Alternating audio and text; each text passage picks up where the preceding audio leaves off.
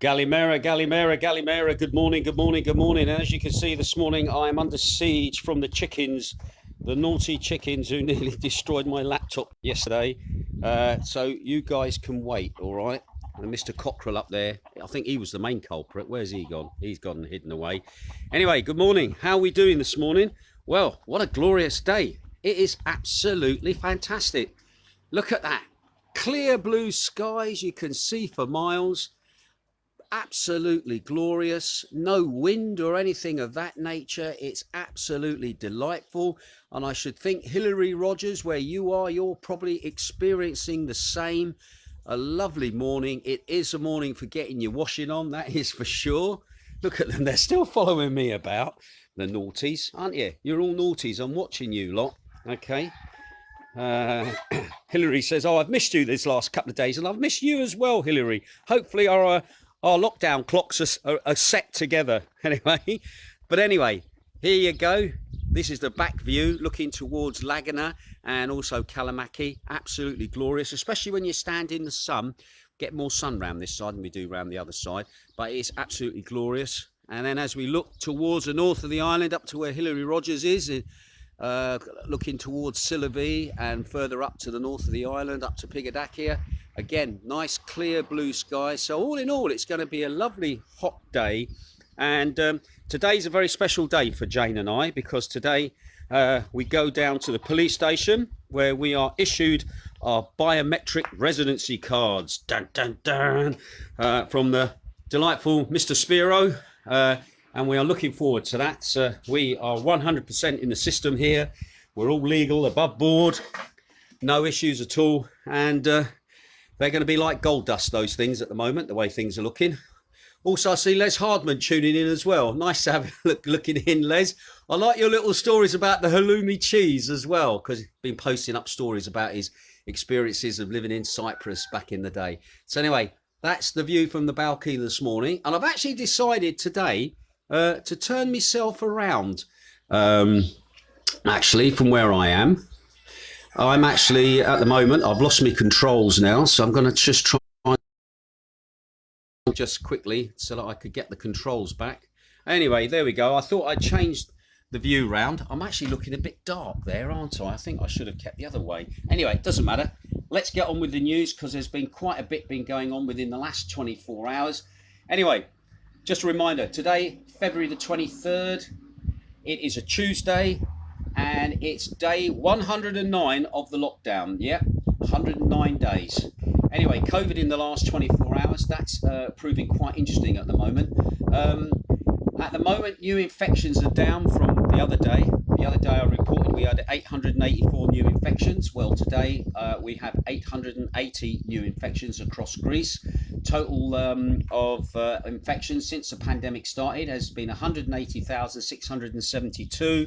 The average age of those has been 51% of those are male.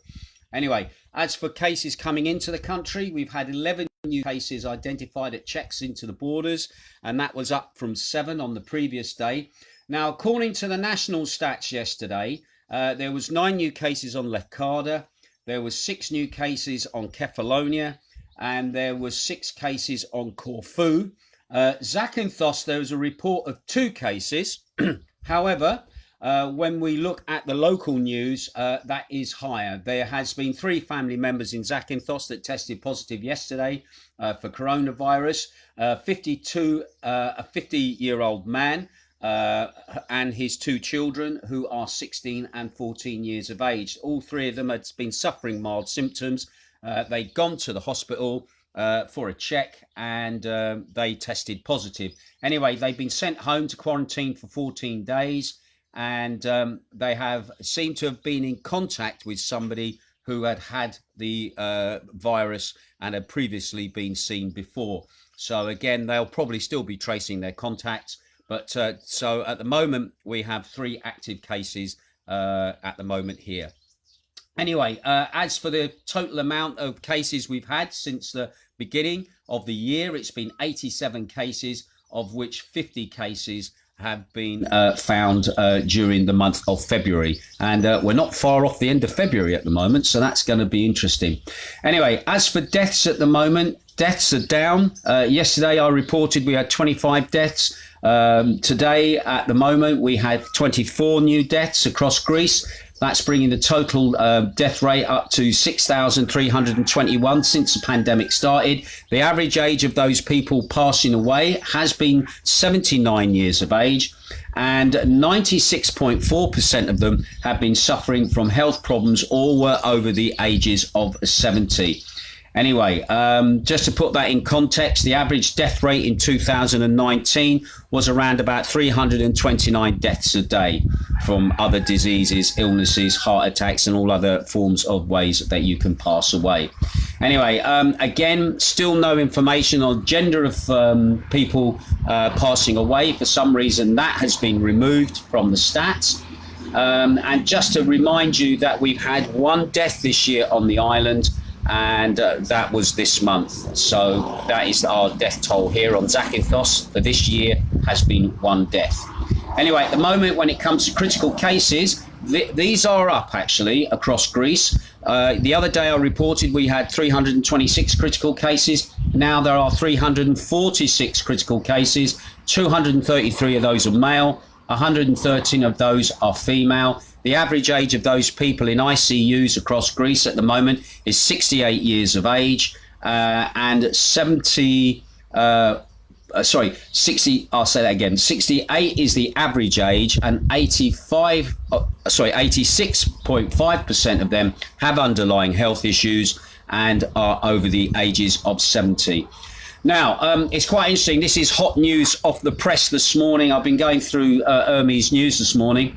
According to information from the Hermes newspaper, there's now a proposal from the Infections Committee of Zakynthos for the hospital to create 7 or 8 new beds in the COVID clinic in an implementation phase. Anyway, just to remind for those people who aren't aware, that Zakynthos here has 4 intensive care beds and has had 7 other coronavirus beds where patients in there have the symptoms but are not needing any intensive treatment. So now it looks like they want to expand that and make it larger and make it to maybe between creation of 7 to 8 new beds in there to obviously be able to put more people in.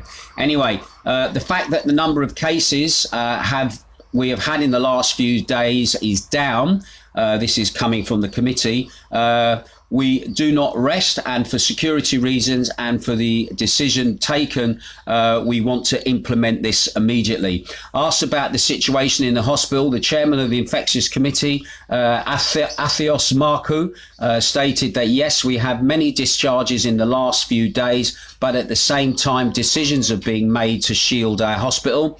In particular, Mr. Markou stated we had several discharges of patients in the COVID clinic, but nevertheless, in the context is even greater, shielding the hospital and consequently that of the island and its inhabitants. We are in the phase of almost the final implementation of the proposal of the Infections Committee for the expansion of the COVID clinic with 7 to 8 extra beds, and this will take place in about a week. They will be ready to operate. So there you go, the hospital being proactive there and actually implementing more beds in the hospital. Also going down, just a little reminder, which the Greeks have been been writing about in the press, that the US President Joe Biden addressed the nation as the death toll in America now past the 500,000 level. That's the biggest death toll of any country. The president and the vice president attended a ceremony outside the White House observing a moment of silence for those who had lost their lives to the virus. Anyway, just another local story then this morning. You will probably realise there's no ferries running today. At this moment, 13 maritime unions have decided to go on a 48-hour strike. The strike started this morning just after midnight and is planned to end midnight on Wednesday, all right? It seems the seafarers' unions are demanding the abolition of the regulations which they report are a blow to the institution of collective bargaining agreements, but also to working and rest hours. In a joint statement from all the unions involved, they said the government and ship owners are escalating their attack against our rights, attempting to abolish BBCs in all categories of ships, having already enacted a parliamentary legislation for seafaring. A fewer provisions brings reductions in fines related to violations of our labour rights, which are linked to working hours and rest hours. They demand universal medical care, public education, infrastructure upgrades, staff recruitment and improvement of the material base of their curriculum. So there you go. The ferries are on strike for the next 48 hours. Anyway, some good news then. UK travel companies and airlines are experiencing a surge in bookings. Yes, since Prime Minister Boris Johnson announced the government's roadmap out of lockdown. Anyway, however, the lifting of the ban on international travel for UK residents is unlikely to happen before May the 17th at the earliest. The UK government confirmed that a report will be published on April the 12th on how and when restrictions on international travel will be lifted. I did get a lot of messages from people who are very excited that maybe you're going to be able to travel, but as always, don't count your chickens until they hatch, all right? Now, what was interesting, another article appeared in the local press from TUI. Okay, according to TUI, the largest travel group in the world, the favourite holiday destinations of Europeans for the next summer are Greece and Spain. Yep. More significantly, at the top of the preferences of European vacation destinations are Crete and the Canary Islands. Yep. This comes from the group's what they call Holiday Atlas Summer 2021, which rates TUI's most popular holiday destinations in Europe. Now, as we said, Crete, which ranks first in the list of destinations preferred by TUI customers in Europe, is followed by Spain with the Canary Islands, then Rhodes, then Tenerife, and then Antilla. Anyway, the Holiday Atlas also includes an overview of the preferences of each country. Now, it seems for the first time for the Germans, Crete is the top destination. The Greek island has risen 2 places in the ranking compared to the previous years, and thus replaced Malaga for a number of years, which was rated the top place for TUI customers from Germany to go on holiday. Anyway, Rhodes and Cos also climbed 2 places and occupy positions 3 and 4. Sounds like the charts, doesn't it? This year, British holidaymakers prefer Dalma on the Turkish Riviera, followed by Cyprus, Antilla, Tenerife and Rhodes. Anyway, the number 1 destination for Scandinavians is the Greek islands. Yeah, as in previous years, the Greek islands are the number 1 destination for Finns, Danes, Norwegians, Swedes, followed by Mallorca, Antalla and also Cyprus. Anyway, the Belgians and the Dutch prefer Antalla and also the Turkish Riviera this summer, while 2 Greek islands of Crete and Rhodes are also very popular as well with the Dutch. No mention of us, I'm afraid. We don't mention anywhere at the moment from what I've seen of this, as well as Mallorca and Tenerife are also popular as well. Now, as for the French, the French are always different. Anyway, as for the French holidaymakers, they choose Sicily as their favourite destination, the home of the mafia, and also Greek and Spanish destinations also as well. However, TUI also pointed out that the French are just as happy to vacation in their country this summer. So it sounds like the south of France is going to be busy with lots of French over there. And I know, as Jane's mother always says, France is a beautiful country. God made a fantastic land. However, to make it not so good, he put the French in. So make of that what you will. All right. I'll probably be classed as being racist now. Anyway, TUI also said they're expecting a very high demand for Greece and Spain. And they are continuing to show high demand for those destinations at the moment. Greece is already the most popular travel destination for 2020. Low COVID rates is and extensive hygiene measures and a wide variety of alternatives operatives has contributed to Greece's success. So there you go. Looks like we may be onto a winner there.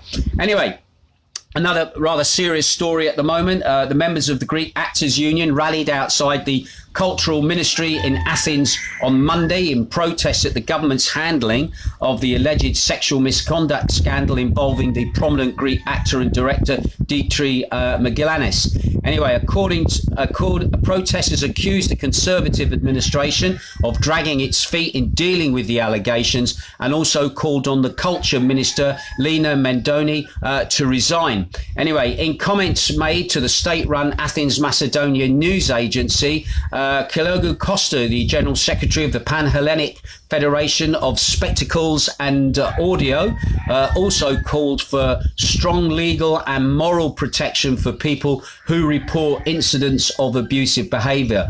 He says society is now ready to listen.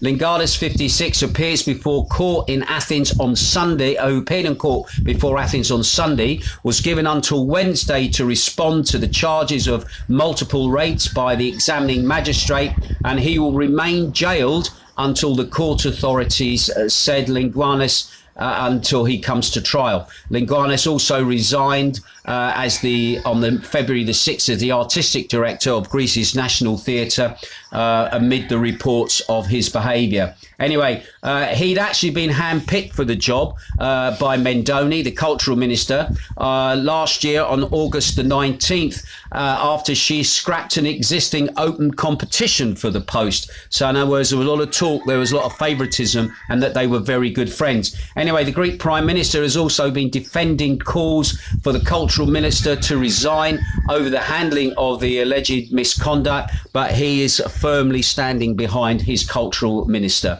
Anyway, just a quick reminder, if you're experiencing any form of domestic or sexual violence here in Greece, there is a number you can call. You can either call the police directly on 100, or you can call a special helpline which is dedicated to it, which is 1440, 1440.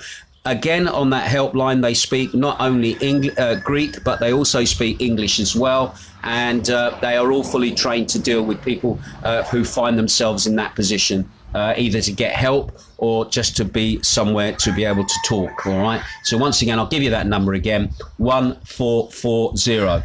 And finally, while it seems that the UK is cutting its forces, Greece is still in the process of bolstering its military at the moment and its capabilities.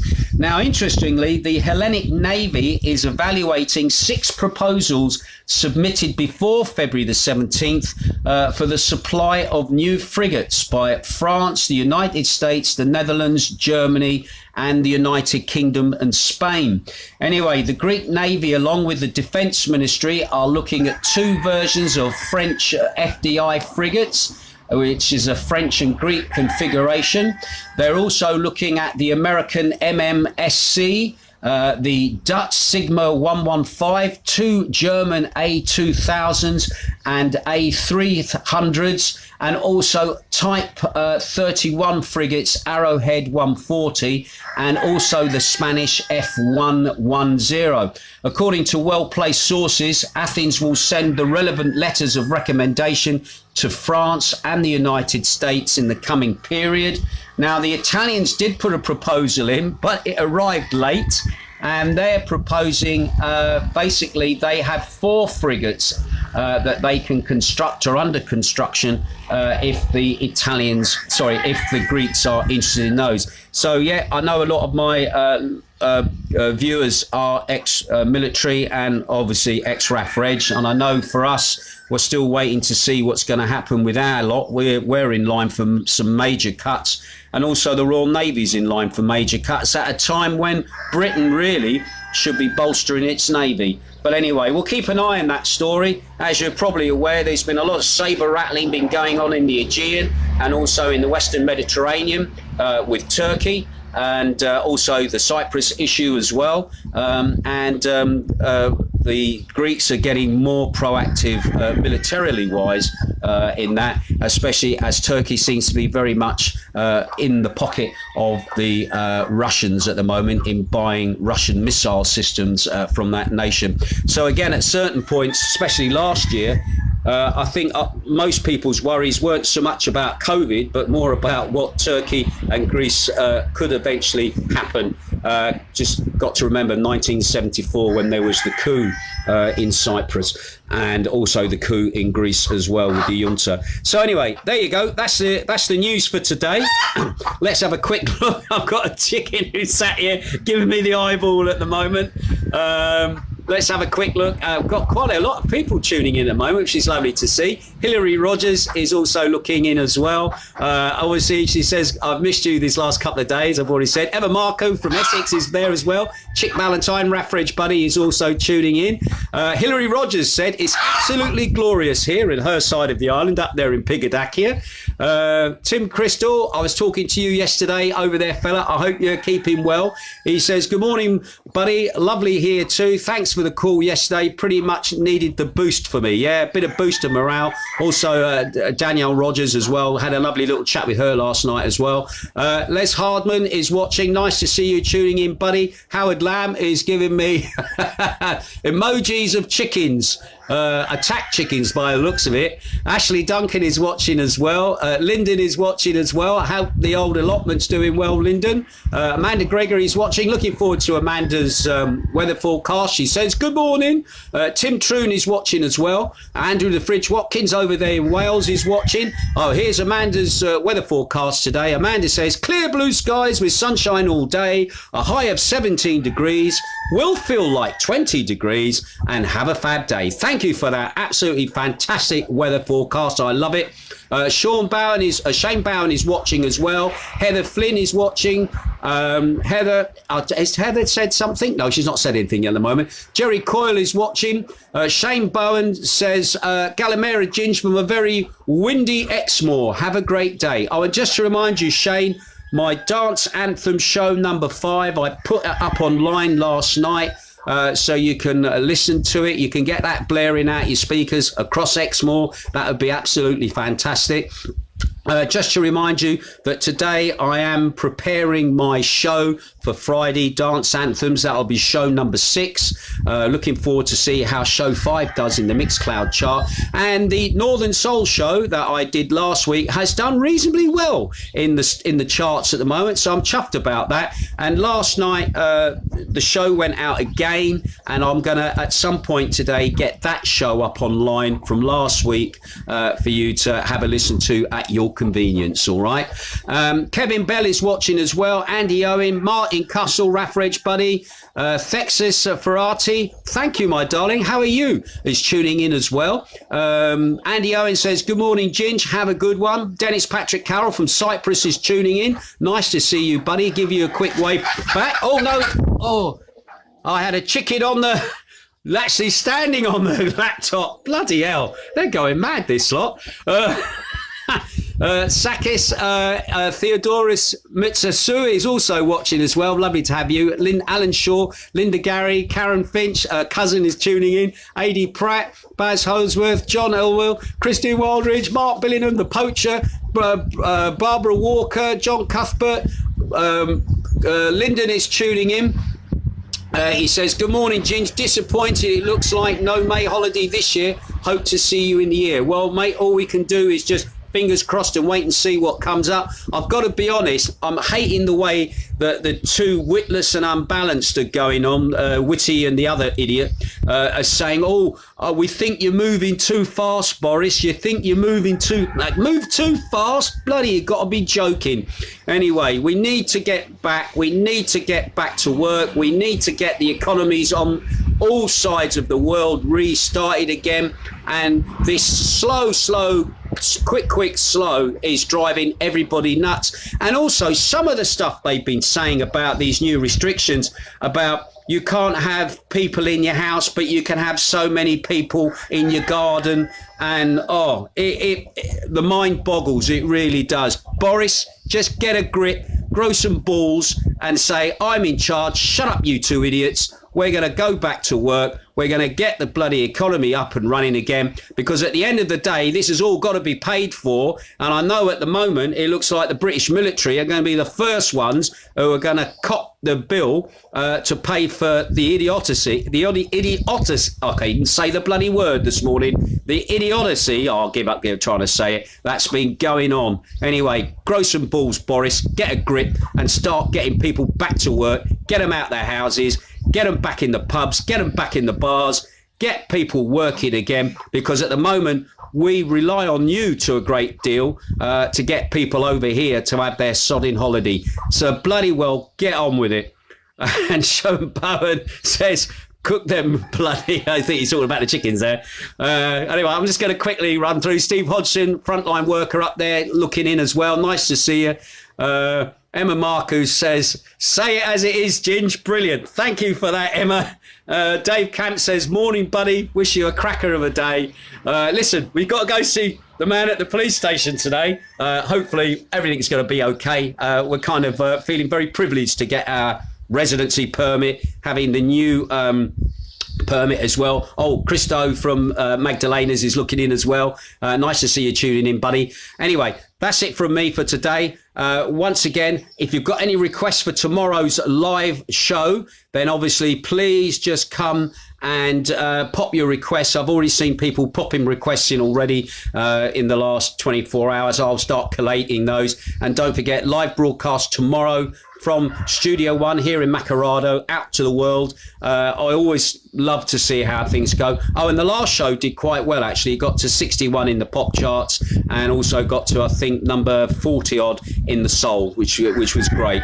Anyway, Steve Hodgson says, Ginge for Prime Minister. Thank you very much. I take that as a compliment. Anyway, I will see you tomorrow. You take care. Have a great day. Stay positive. And Boris, grow some balls.